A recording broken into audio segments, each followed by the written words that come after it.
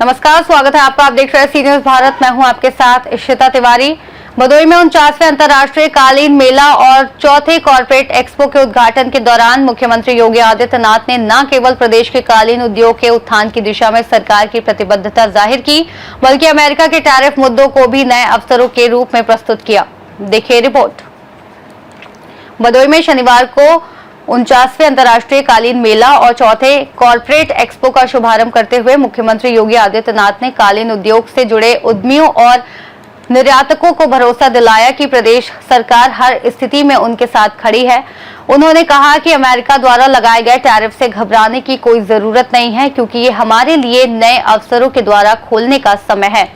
उन्होंने UAE, UK और अन्य देशों के साथ फ्री ट्रेड एग्रीमेंट यानी एफटीए पर काम कर रहे होने की बात कही, जिससे भविष्य में उद्योगों को नए बाजार मिलेंगे। सीएम योगी ने बताया कि सरकार ने इस विषय पर एक हाई लेवल कमेटी का गठन किया है, जो टैरिफ के प्रभाव पर लगातार काम कर रही है। उन्होंने कहा कि हालांकि इस मुद्दे पर फिलहाल बेल आउट पैकेज की कोई घोषणा नहीं की गई है, लेकिन केंद्र और राज्य सरकार निर्यातकों के लिए कई उपायों पर काम कर रही है।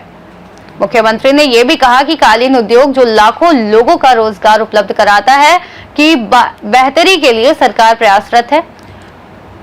ओडीओपी योजना के कालीन को शामिल कर इससे जुड़े लोगों को प्रोत्साहित किया गया है। इसके अलावा जीएसटी दरों में कटौती से भी इस उद्योग को सीधा फायदा हुआ है, क्योंकि रॉ मटेरियल पर जीएसटी दर 12 से 18% से घटकर 5% हो गई है। यूपी सरकार ने कॉर्पोरेट सेक्टर के अलावा एमएसएमई और ओडीओपी योजना के तहत प्रदेश के प्रत्येक जिले में विशिष्ट उद्योगों को प्रोत्साहित किया है। भदोई के कालीन, मुरादाबाद के पीतल, फिरोजाबाद की ग्लास और वाराणसी के सिल्क को अब नई पहचान मिल चुकी है।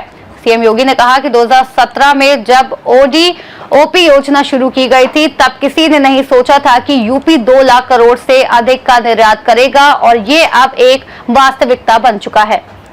भदोई से सी न्यूज संवाददाता सुनील की रिपोर्ट।